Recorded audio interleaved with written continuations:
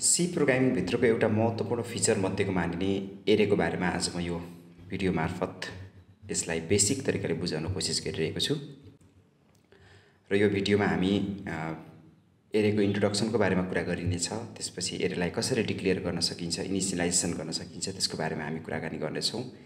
Areca एलिमेन्टहरूलाई कसरी access गर्न सकिन्छ र यसका केही इक्जाम्पल कोडहरू हेर्नेछौँ। सर्वप्रथम इन्ट्रोडक्सनबाट सुरु गरौँ। एरे भनेको के हो त भन्दा एरे भनेको एउटा सेम डाटा टाइपको एउटा कलेक्सन हो जसको चाहिँ साइज के हुन्छ, फिक्स्ड हुन्छ। यसको लागि प्रयोग गरिन्छ भने जब हामीलाई एउटै टाइपका थुप्रै भेरिएबलहरू आवश्यकता पर्छ, थुप्रै डाटाहरू हाम्रो प्रोग्रामिङमा दिनुपर्ने हुन्छ, त्यसको लागि हामीले सेपरेट भेरिएबल बनाउनु पर्ने हुन्छ।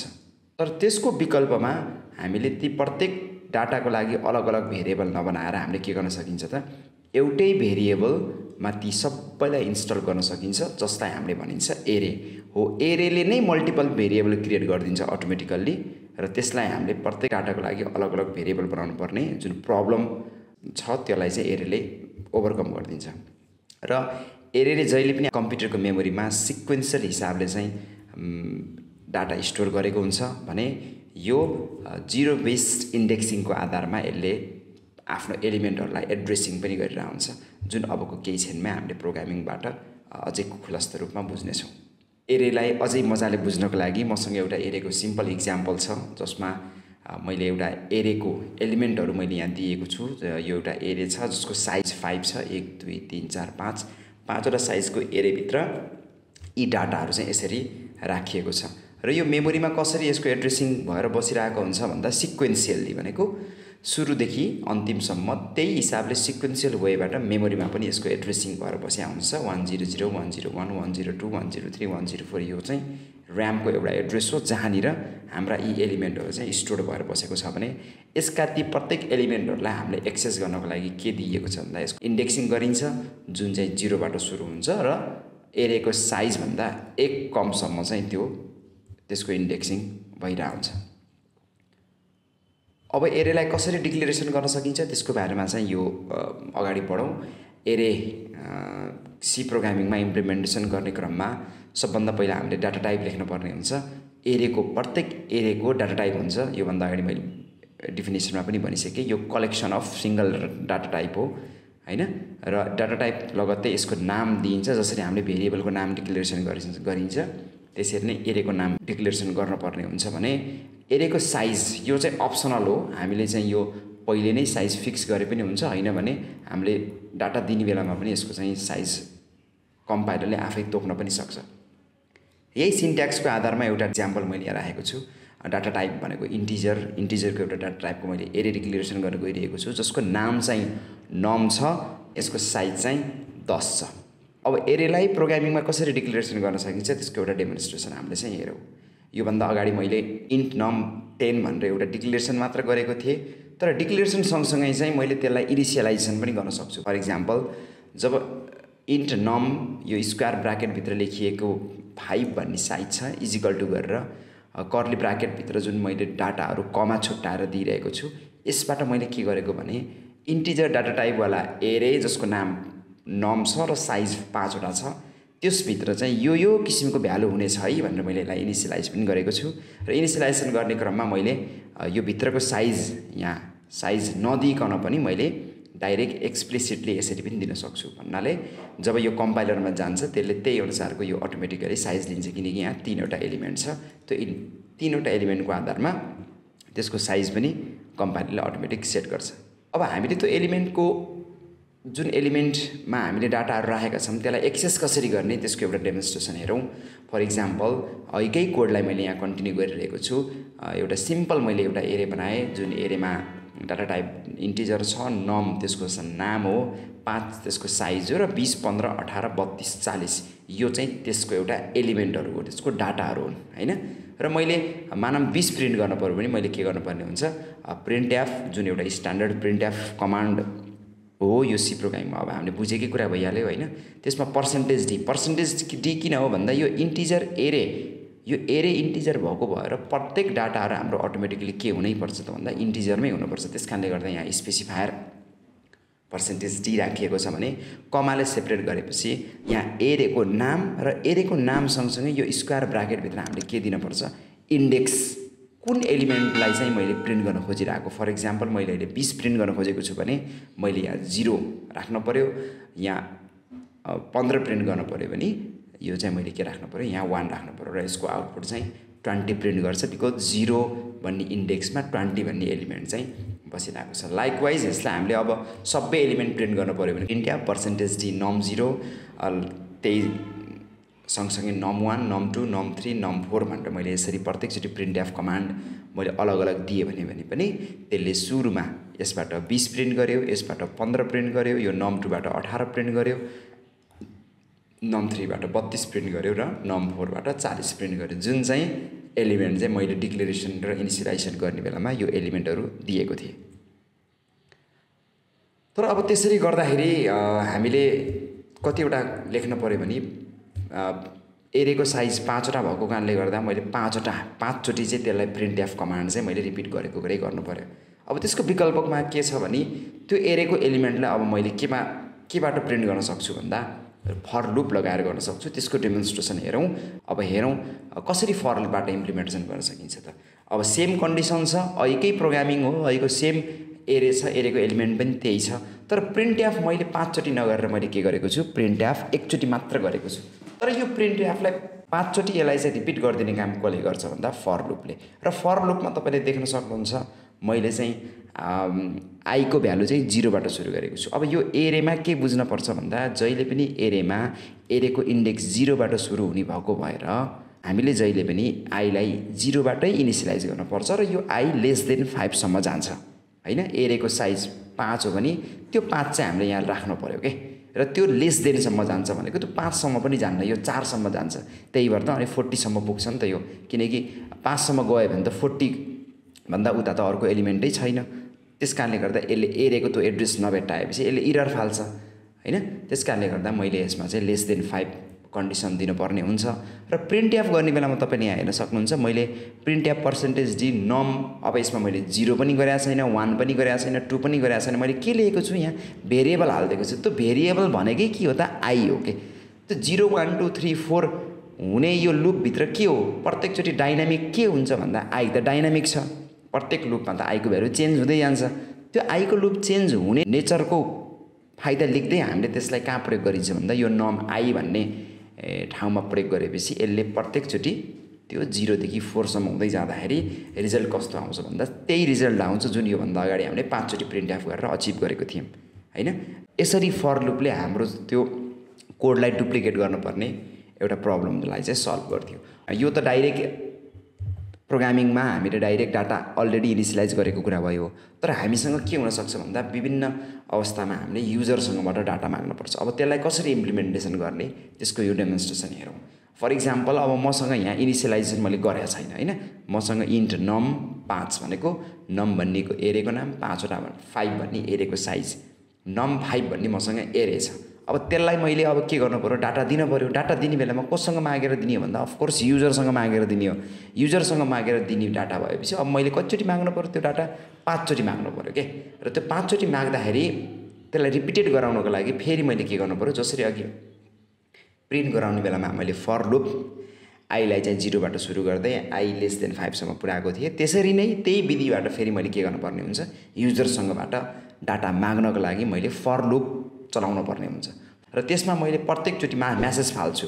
फर इक्जाम्पल यहाँ मैले के लेखेको छु, printf इन्टर एनी नम्बर हैन। प्रत्येकचोटि युजरसँगबाट नम्बर माग्ने र नम्बर माग्दै गर्दा मैले scanf भनेको कन्सोलबाट युजरले इनपुट गर्नको लागि मैले scanf फंक्सन पनि यहाँ चलाइदिएँ।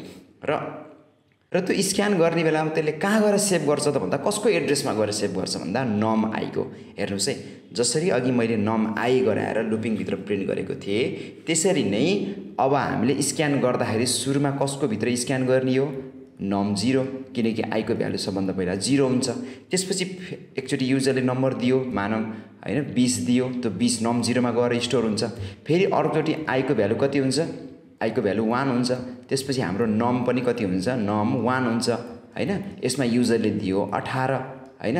अर्कोचोटि आई को भ्यालु कति हुन्छ, आई को भ्यालु 2 हुन्छ। नम 2 मा गएर स्क्यानएफ गर्ने भयो, मानौँ यहाँ 32 हैन। यसरी कन्टिन्यू हुँदै हुँदै यो नम जब नम 4 मा पुग्छ त्यसपछि आई को भ्यालु त्यतिखेर 4 भएको हुन्छ। आई को भ्यालु 4 हुँदाखेरि नम 4 मा पनि यसले के गर्छ त डाटा माग्छ हैन। यो डाटा मागिसकेपछि जब यो आई को भ्यालु 5 हुन्छ, 5 हुने बित्तिकै यो कन्डिसन चाहिँ फल्स हुन्छ र लुपिङ बाहिर निस्किन्छ। यसरी यही लुपिङको माध्यमबाट हामीले युजरसँगबाट डाटा माग्दै यो हैन 20 18 32 नम्बर माग्दै नम 0 नम 1 नम 2 नम 3 नम 4 मा युजरले इनपुट गरेको डाटा स्टोर गर्न सकियो। अब हेरौँ, अब त्यो दुईटा कुरालाई अब यो पहिलो फर लुपले युजरसँगबाट 5 चोटि रिपिट गर्दै डाटा माग्ने भयो र प्रत्येकचोटि डाटा माग्दाखेरि नम 0 नम 1 नम 2 नम 3 नम 4 नम 4 सम्ममा त्यसको मेमोरीमा गएर डाटा इन्टर गरिदिनु भयो, सेभ गरिदिनु भयो भने अर्को फेरि फर लुप मैले स्टार्ट गरेको छु, जुन फर लुपले फेरि त्यही नम भन्ने एरियामा भएका डाटाहरूलाई चाहिँ क्रमैसँग 0 देखि 4 सम्मको इन्डेक्ससम्म चाहिँ त्यसलाई परिवर्तन गर्दै त्यहाँ भएको डाटालाई चाहिँ डिस्प्ले गरिदिनु भयो। र तपाईँले यहाँ आउटपुटमा देख्न सक्नुहुन्छ, सुरुमा मैले 20 इन्टर गरेको थिएँ, 15 18 32 40 भन्ने डाटा इन्टर गर्दा त्यसले चाहिँ त्यही एरियाबाट फेरि के गरिदियो, त्यो डाटाहरू तानेर 20 15 18 32 40 नै के गरिदियो त प्रिन्ट गरिदियो। यो जुन सिक्वेन्समा मैले इन्टर गरेको छु त्यही सिक्वेन्समा प्रिन्ट पनि गरिदियो। यसरी चाहिँ मैले एरेको एलिमेन्ट कन्सोलको थ्रुबाट दिएर त्यसलाई चाहिँ हामीले डिस्प्ले गर्न सकियो। अब केही प्र्याक्टिस क्वेसन्सहरू, केही इक्जाम्पलहरू हामीले यहाँ हेरौँ। त्यो त सिम्पल भयो हैन, 5 वटा नम्बर चाहिँ इन्टर गर्ने, त्यही 5 वटा नम्बर चाहिँ डिस्प्ले गर्ने एउटा टाइपको प्रोग्राम भयो। अब योभन्दा एकदम एडभान्स, योभन्दा सोफिस्टिकेटेड के हुन्छ त भन्दा क्वेसनले के सोध्न सक्छ, क्वेसनले सोध्न सक्छ कि डिस्प्ले सम अफ 10 नम्बर भन्न सक्छ हैन। अब युजरले दिएको कुनै पनि 10 वटा नम्बरको जोडेर देखाइदेऊ। अहिलेसम्म हामीले दुईटा नम्बरवाला गरेको थियौँ, ए र बी, एक्स र Y, sum is equal to X plus Y, sum is equal to A plus B गरेर दुईटा नम्बर जोडेको थियौँ। तर 10 वटा नम्बर जोड्न पर्ने केसमा त हामीले त 10 वटा भेरिएबल त बनाइदैन नि त। त्यो बनाउनको साथै हामीले के गरिन्छ त 10 साइजको चाहिँ एउटा के बनाइन्छ, एरे बनाइन्छ। हो, त्यो एरेको इम्प्लिमेन्टेसन गरेर यो सरको यो क्वेसन चाहिँ हामीले कसरी सल्भ गर्न सकिन्छ त्यसको डेमोन्स्ट्रेसन हेरौँ। ल यहाँ के छ त, अब मैले एरे बनाएँ, अफकोर्स नम भन्ने एउटा एरे बनाएँ जसको साइज चाहिँ 10 छ भने त्यो सबै प्रत्येक नम्बरलाई जोड्नको लागि मैले के गरेँ, सम भन्ने एउटा भेरिएबल बनाएँ इन्टिजरमा, जसलाई मैले सुरुमा 0 भनेर इनिसियलाइज गरिदिएँ। त्यहाँ अघि मैले भनिसकेँ यसको बारेमा। यसले के गर्छ त, अब त्यो 10 चोटि कसरी थाहा हुन्छ, 0 देखि लेस देन 10 सम्म जान्छ भनेपछि यो 10 चोटि यसले फर लुप घुमाउँदै आईको भ्यालु 0 देखि 9 सम्म पुर्याउँदै एलिमेन्ट मागिरहेको हुन्छ र त्यो एलिमेन्टलाई चाहिँ नमको एरेमा गएर स्टोर गरिदिरहेको हुन्छ। अब यो त अगाडिको भयो। अब त्यसपछि यसले सम कसरी निकाल्छ त त्यो हेरौँ हैन। अब सम निकाल्नको लागि फेरि पनि हामीले त्यही लुप स्टार्ट गर्नु पर्यो। फेरि त्यही लुपलाई हामीले त्यति नै चोटि घुमाउनु पर्ने भयो, किनकि हाम्रो एलिमेन्ट त 0 देखि 9 सम्मको इन्डेक्समा गएर बसिरहेको छ। त्यसलाई एकैचोटि हामीले नम 0 प्लस नम 1 प्लस नम 2 प्लस नम 3 नम प्लस नम 4 गरेर गर्न पनि सकिन्थ्यो होला, तर त्यसले त प्रोग्राम त लेन्दी बनाउँछ, हेर्दाखेरि पनि त्यो राम्रो देखिँदैन। त्यही भएर हामीले के गर्यौँ भने फेरि फर लुप स्टार्ट गरेर अब के गर्छौँ त, त्यो सम भन्ने भेरिएबलमा प्रत्येकचोटि सुरुबाट 0 देखि 1 2 3 हुँदै हुँदै 9 सम्मको प्रत्येक एलिमेन्टलाई जोड्दै सममा सेभ गर्दै गर्छौँ हैन। सममा सेभ गर्छौँ र त्यो सेभ गरिसकेपछि अब समको भ्यालु 0 इन्डेक्समा बसेको भ्यालुसँग जोडिएर सममा बस्छ।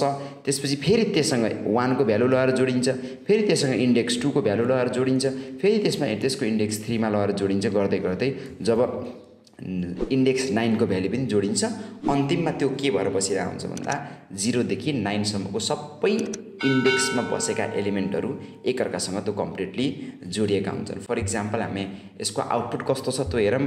20 12 32 18 40 9 यसरी मैले डाटा दिएँ भने सबभन्दा पहिला यो 20 चाहिँ नम 0 को माध्यमबाट समसम्म गएर जोडिन्छ र 0 र 20 जोडिन्छ, समको भ्यालु कति हुन्छ 20 हुन्छ।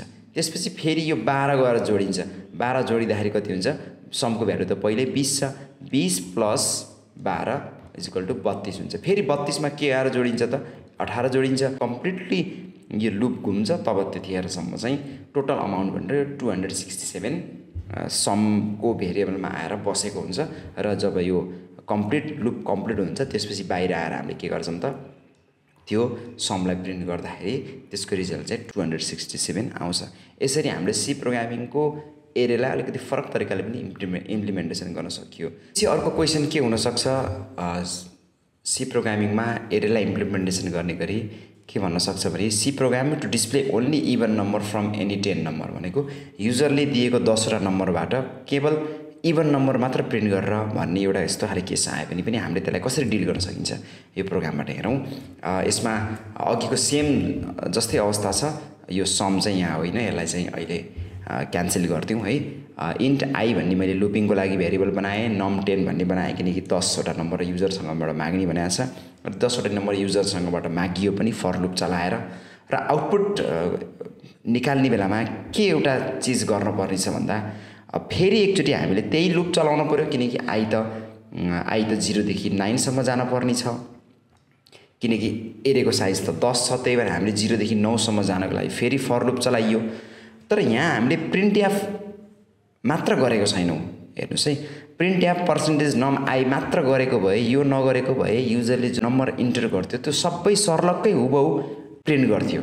तर हामीले प्रिन्ट गर्नभन्दा अगाडि के गरेका छौँ, एउटा कन्डिसन अप्लाई गरेका छौँ। त्यो कन्डिसनले के भने यदि नम आई भनेको इन्डेक्सिङको माध्यमबाट 0 देखि 9 सम्म जाने प्रत्येक नम्बरलाई 2 ले भाग गर्दाखेरि रिमाइन्डर 0 आयो भने, अर्थात् त्यस्तो नम्बर जुन नम्बरलाई 2 ले भाग गर्दाखेरि के हुन्छ त रिमाइन्डर 0 आउँछ, त्यसलाई मात्र प्रिन्ट गर्ने, अरूलाई चाहिँ इग्नोर गर्ने भनेर चाहिँ यहाँ एउटा कमान्ड लेखिएको छ इफ कन्डिसनको माध्यमबाट।